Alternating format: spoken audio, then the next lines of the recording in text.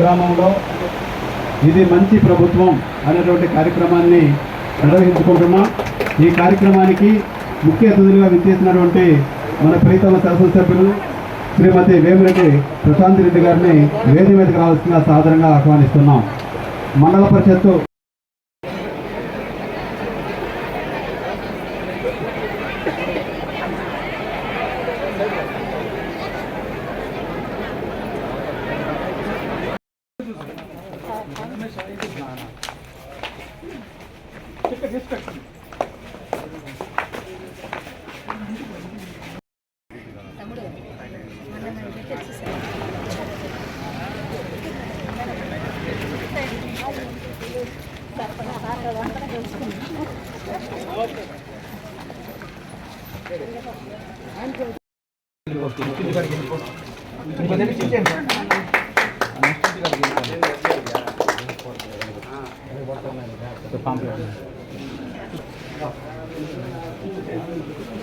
చూడు మన గడప నడపడు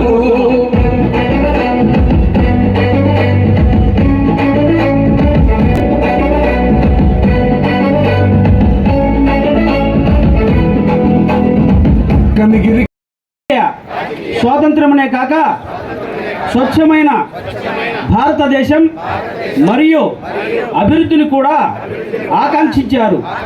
దీనిని స్ఫూర్తిగా తీసుకుని స్వచ్ఛ ఆంధ్రప్రదేశ్ను సాధించి తద్వారా స్వచ్ఛ భారత్ను సాధించే లక్ష్యంతో నేను కృషి చేస్తానని ప్రతిజ్ఞ పూనుతున్నాను. నేను పరిశుభ్రంగా ఉండటంతో పాటు పరిసరాల పరిశుభ్రత కోసం కొంత సమయం ప్రతి సంవత్సరంలో 100 గంటలు మరియు ప్రతి వారానికి 2 గంటల శ్రమదానం చేసి పరిశుభ్ర ఆంధ్రప్రదేశ్ని సాధించే సంకల్పానికి కట్టుబడి ఉంటాను. నేను పరిసరాలను అపరిశుభ్రపరచను మరియు వేరే వారిని అశుభ్రం చేయనివ్వను. అందరికంటే ముందు కుటుంబాన్ని, నా పరిసరాలను, నా కార్యాలయాన్ని పరిశుభ్రంగా ఉంచుతాను. ప్రపంచంలో ఏ దేశంలోనైనా పరిశుభ్రత కనిపిస్తుందంటే దానికి కారణం ఆ దేశ ప్రజలు దాన్ని శుభ్రంగా ఉంచుతారు మరియు ఇతరులను అపరిశుభ్రత చేయనికపోవటమే అని నేను నమ్ముతాను. వెంకటేశ్వరరెడ్డి గారు అందరూ తెలుగుదేశము, బీజేపీ అందరూ నాయకులందరినీ కూడా వేదిక మీద రావాల్సిందిగా అనుకుంటాను. నాకు తెలిసి చంద్రబాబు నాయుడు గారు విజన్ ఉన్న ముఖ్యమంత్రి, అదేవిధంగా సంక్షేమము అభివృద్ధి సమపాళల్లో సమర్థవంతంగా ప్రజలకి అందించగలిగిన ముఖ్యమంత్రిని ఎందుకు అంటున్నామంటే ఇందుకే ఈ 100 రోజుల్లో ఆయన ఏం చేసినా స్టార్టింగ్ ఎన్నో పనులకి మనకి స్టార్ట్ చేస్తున్నారు, బీజం వేస్తున్నారు.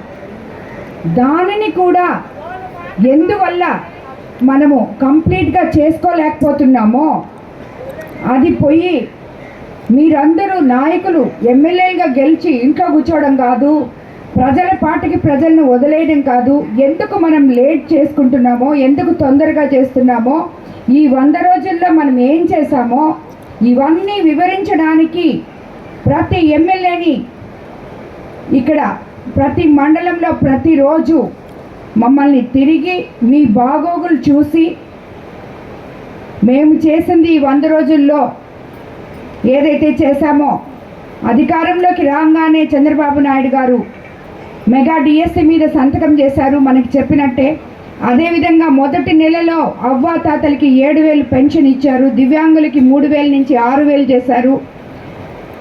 అదేవిధంగా మనకి రాబోయే రోజుల్లో ఇంకేం చేయబోతున్నారు, పంచాయతీల్లో ₹1 నిధులు లేకపోతే మనకి 15 ఫైనాన్స్ తరఫున కనీసం మనం చిన్న చిన్న పనులు చేసుకోవడానికి కూడా మనకి రూపాయి లేకుండా గత ప్రభుత్వం ఖాళీ ఖజానా ఇచ్చిపోతే 100 రోజుల్లో ఏం చేయాలి అని చెప్పి ప్లాన్ చేసి ముఖ్యమంత్రి గారు మీకు అందరికీ ఇప్పుడు ప్రతి పంచాయతీలో కనీసం మనం వర్షాకాలం వచ్చేలోపల సిల్ట్ తీసుకోవడానికి మనకి 4 రూపాయలు ఇవ్వడం జరిగింది.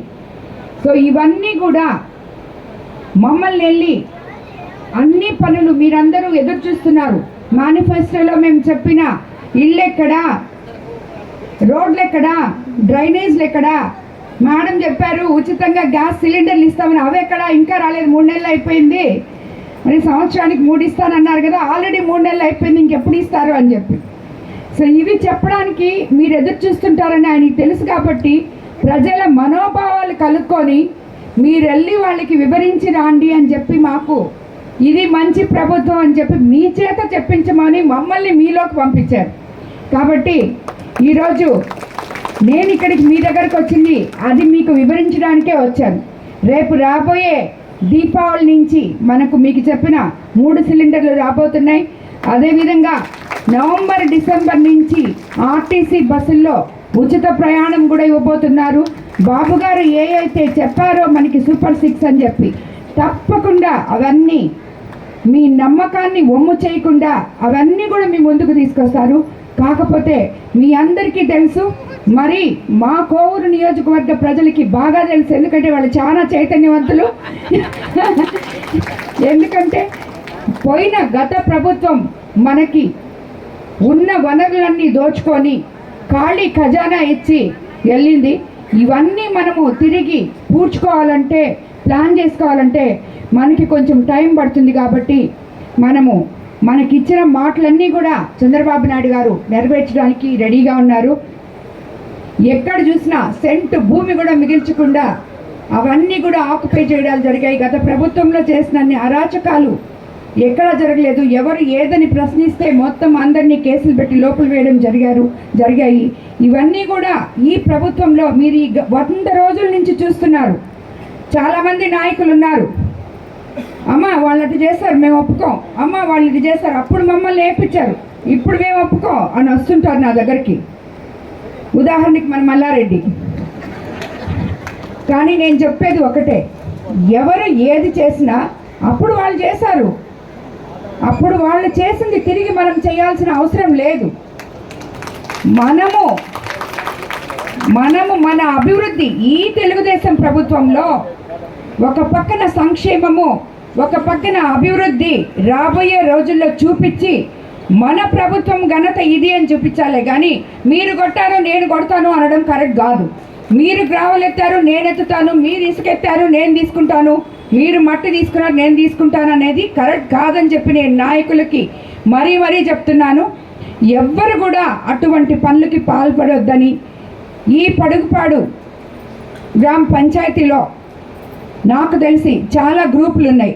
అన్ని గ్రూపుల వాళ్ళకి ఒకటే చెప్తున్నాను, అందరి ధ్యేయం ఒకటే కావాలి. పడుగుపాడు పంచాయతీని అభివృద్ధి పదంలోకి తీసుకుపోవడానికి మనం ఏం చేయాలో కలిసి కట్టుగా మీరందరూ పనిచేయాలి.